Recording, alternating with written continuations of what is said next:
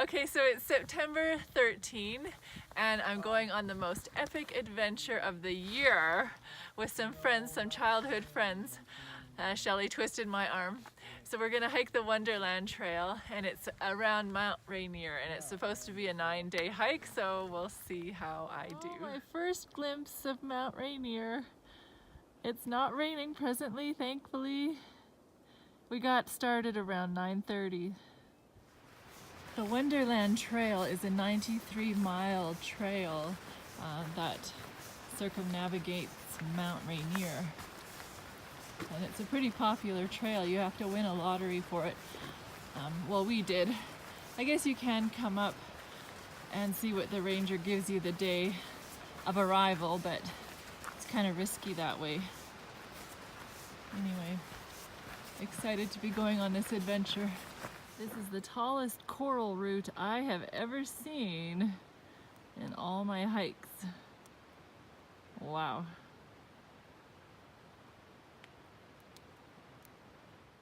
This carpeting of ferns is throughout this whole forest. It is so special. What a funny looking tree that's still growing.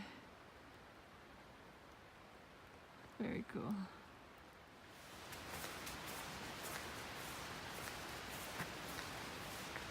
It's called the Wonderland Trail because you wonder what's around the next corner. At least I do. I'll bet this tree made a huge crash in the woods when it fell down. Wow, massive. Well, let me tell you about last night. It was raining when we had to set up our tents, pouring rain actually. And so I went to bed shivering and I woke up with my sleeping bag pure damp and the tent was drenched. And so I decided that I need to take care of my health more than this hike. So I have turned around. I'm so sad about it because we've been planning this since April. And yeah, the weather is usually good in September, they say. But when we were so lucky we got cell service up there. And so they checked the weather report and it's 7 days of rain. So 7 out of 9 days. I can't do it.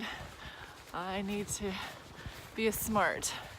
So I'm gonna come back again in the summer. I'd rather battle flies and mosquitoes than wet and cold and damp conditions. And plus the flowers will be amazing then. So, and I hardly got to see Mount Rainier at all. It was so cloudy and misty. So very disappointing. When I got into camp that night, my hands were so cold that I could not unbuckle my pack. I had to get my friend to help me. And then when I had such a difficult time setting up the tent, and when I crawled into the tent, I got so much mud and dirt and water in there. I just broke down crying. Thankfully, I made it through the night, and then when I repacked my bag with the wet tent inside, it was even heavier than ever, and I just knew that I could not go on. And it just brought to mind when Jesus says, "Come to me, all you who labor and are heavy laden, and I will give you rest. Take my yoke upon you and learn from me. For I am gentle and lowly in heart, and you will find rest for your souls."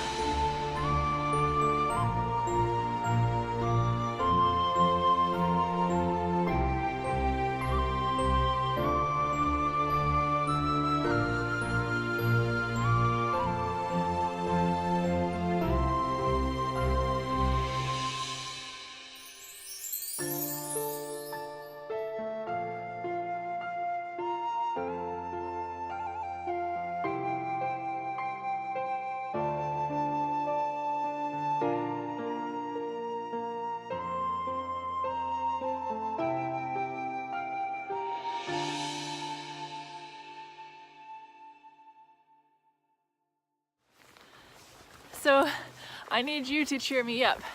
And have you ever had any experiences where you have been so disappointed that something doesn't turn out? I'd love to hear about it. I know. All is not lost with this trip because I have learned some important things, like watching the weather. If it says snow and rain, then it means snow and rain. And I've learned that I need to pack my pack differently as well. I need to keep some food out and not have everything in the stuff sack. So, because I hardly ate anything yesterday because it was too much of a pain to take my pack off and it was raining, and yeah, so I didn't eat very much. Oh, and another thing is to double check what you've packed and haven't packed and forgotten. Honestly, I forgot my lighter for my stove. I don't know, I thought I'd thrown it in the pack, but I guess I didn't. And so if I hadn't have been with friends, I would have been hooped. I could not get my stove lighted. Oh, and I forgot some other things as well, which I won't mention. I don't want you to think I'm too much of a novice. Anyway, it's been a good experience and I have learned something from it. So you gotta do that with every experience that's hard for you or doesn't go the way you want. Always try and learn something from it. So until my next adventure, assalamu alaikum, shalom, peace.